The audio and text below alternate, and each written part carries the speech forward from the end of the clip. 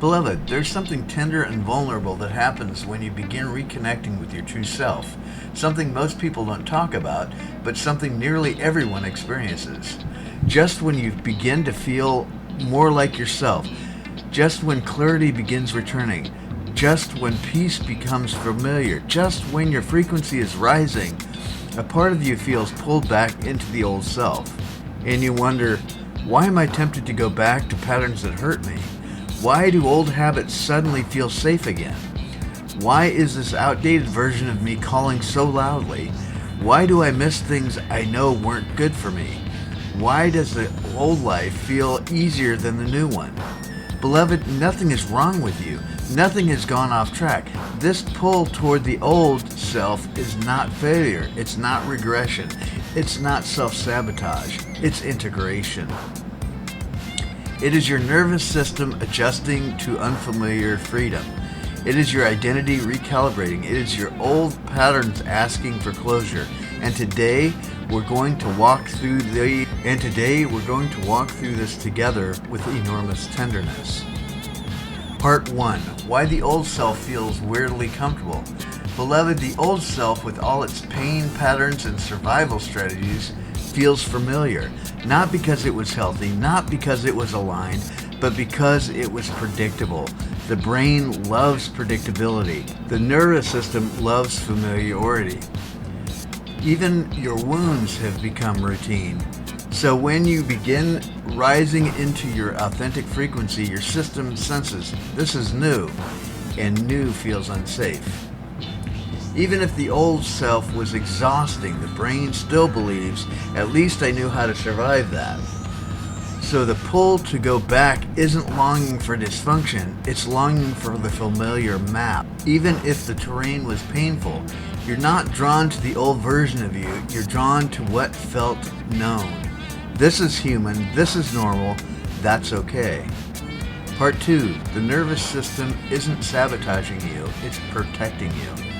Let's take a deep breath here, beloved.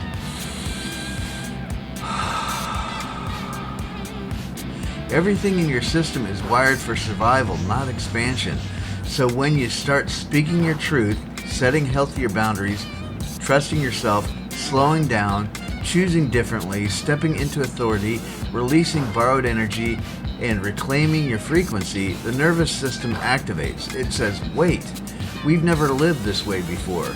Are we safe? It's not trying to pull you backwards, it's trying to keep you safe using outdated information. This is why awakening is not spiritual, it's physiological. Your nervous system must learn how to feel safe being your true self. Part 3. The old self has emotional attachments. This part is tender, beloved.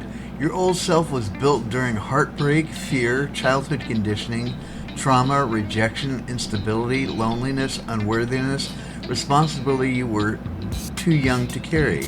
So even though those patterns hurt you, they also protected you. They built that version of yourself to survive something real. And because of that, you hold emotional loyalty to the old self. You're not being drawn back because you want the old life. You're being drawn back because you learned to love the self who got you through your hardest season. Beloved, the pull toward the old self is actually gratitude in disguise. It's the heart saying, thank you for getting me here, but now it's time for me to grow. Part 4. The fear of outgrowing your life. Another beautiful but painful truth. Part of your fears that becoming your real self might mean outgrowing old relationships, changing long-standing dynamics, becoming misunderstood, stepping into uncertainty, losing the role people expect you to play, releasing identities you once clung to, disappointing someone you love.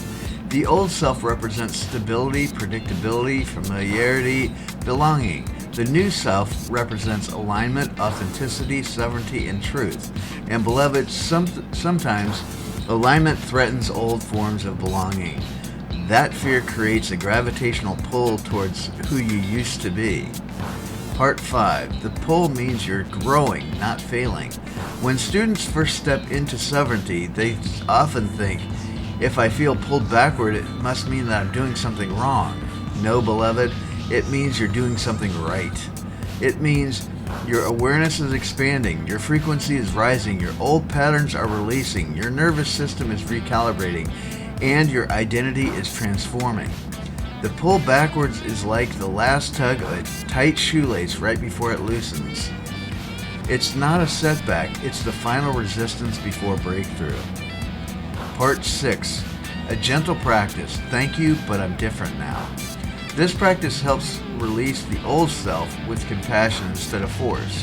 Find a quiet moment. Place your hand on your heart, close your eyes, and speak softly to the old version of you. Thank you for protecting me. Thank you for getting me through. Thank you for carrying what you carried. You did not fail, but I'm different now. I am choosing from truth, not fear. Let the old self feel your gratitude. Let it feel your compassion. Let it soften. Because the old self doesn't need to be defeated. It needs to be honored. Once honored, it loosens its grip on your life. And beloved, that loosening is the beginning of liberation.